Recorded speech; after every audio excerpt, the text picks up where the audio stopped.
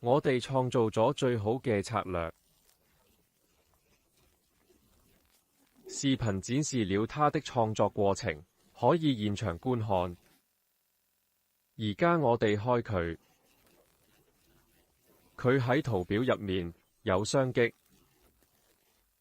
佢喺我哋嘅動態出現，就係呢個我哋最好嘅策略。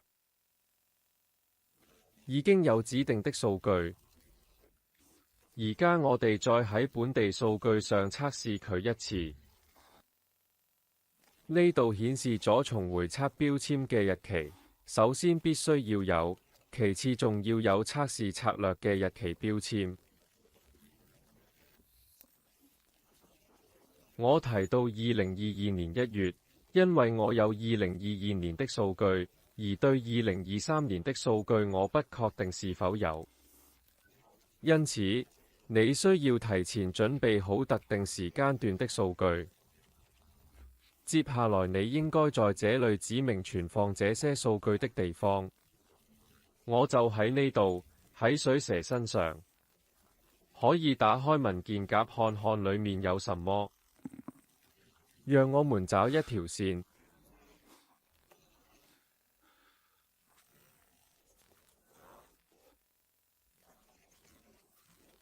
因此，它有很多 Hydra 存儲。取消，因為它在這裏。可以連接遠程數據，如果你們有存放在某個地方的話，或者嗰度嘅 Snapshot Hydra 會俾你資料。我哋有資料喺呢度。文件格式是二進制的。讓我們找一些紙來測試。測試比特幣。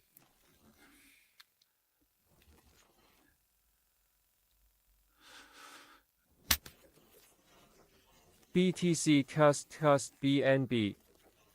我有這些資料。22年分鐘。咁，我哋就冚下開始鍵。圖表在這裏建立，所有測試都進行了1分鐘，但我們似乎需要等到它結束。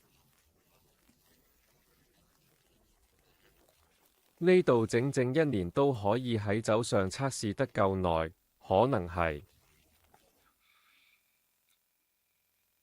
因為實際上設計師的引擎重新競標，並重新繪製我們現在在2月的所有主題。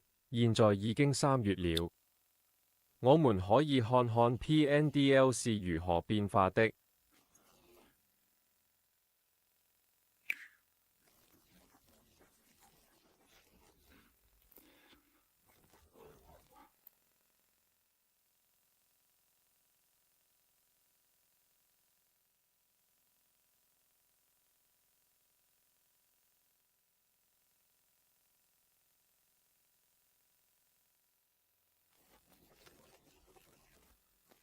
上下波動。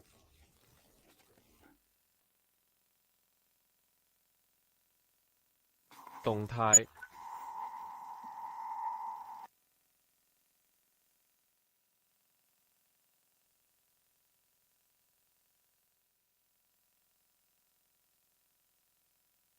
可以在線觀察 PNL 的變化。呢度有交易，佢哋都進行緊。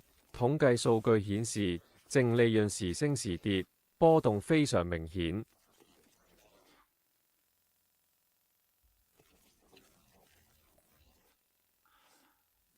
最大回撤日期，最大回撤幅度，又係 Pendulums。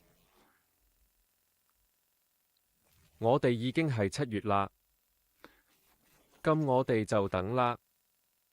所有測試已經完成，讓我們看看我們的結果。這裏所有的交易，或者說所有的申請都在這裏。這裏是所有的交易，這裏是結果。呢個係 Pendle 嘅圖表，時上時落。但無論如何，我們1年內還是會賺到2597美元。位置1010可以查看統計數據。其實，我們在本地數據上測試策略，這些數據可以從幣安下載。